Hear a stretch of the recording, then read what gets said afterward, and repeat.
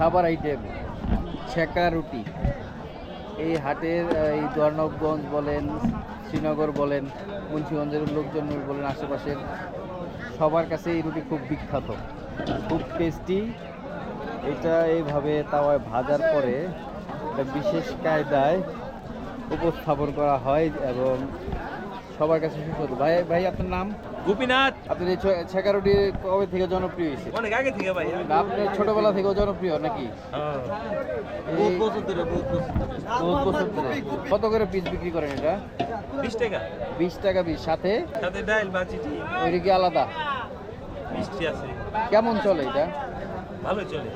মানে এভারেজে কত পিস যায় এই হাটের দিনে? পিস কোনো হিসাব নেই ভাই। এটা হিসাব হলো আপনার বস্তা। কয় বস্তা যায়? এই এক সপ্তাহে এক বস্তা যায়। সপ্তাহে একদিন। তাহলে এই যে হাটের দিনে বসেন, এটা কয় বস্তা যায় হাটের দিনে? এক বস্তা।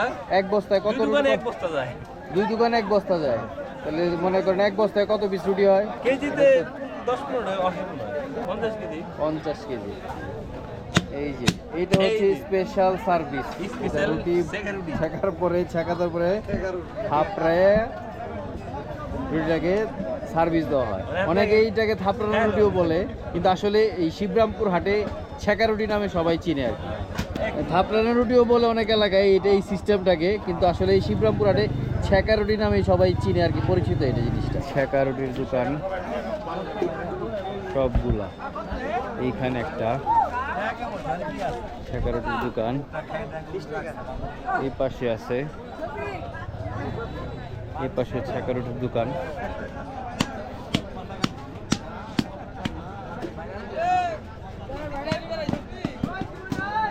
দাদা এটা কোন এলাকার মিষ্টি?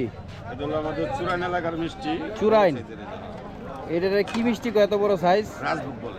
রাজভোগ। রাজভোগ তো লাল কালারেরটা মনে হয় সবচেয়ে বেশি চলে। এটা হলো ফ্যামিলি সমস্যা। আচ্ছা, এটা কত করে কেজি? এটা হলো 300 টাকা কেজি। 300 টাকা? এই রাজভোগই 300 টাকা কেজি? একটা সাইজ মনে হয় কি প্রায় 250 গ্রাম নাকি? 250 গ্রাম আছে। আর এটাও তো বড় সাইজের। না ওটা ছোট, ওটা 16 টাকা। 16টা রেগুলার যে মিষ্টির সাইজটা যেটা হয় আর কি। আর এটা কি বলতেছেন? আমাদের দিকে বালুশা বলে। আমরাও বালুশাহী। বালুশাহী নবগঞ্জে, তাহলে দোহার নবগঞ্জ আপনার এই সাইডে যা আছে সব বালুশাহী। বালুশাহী। ঠিক আছে, ধন্যবাদ।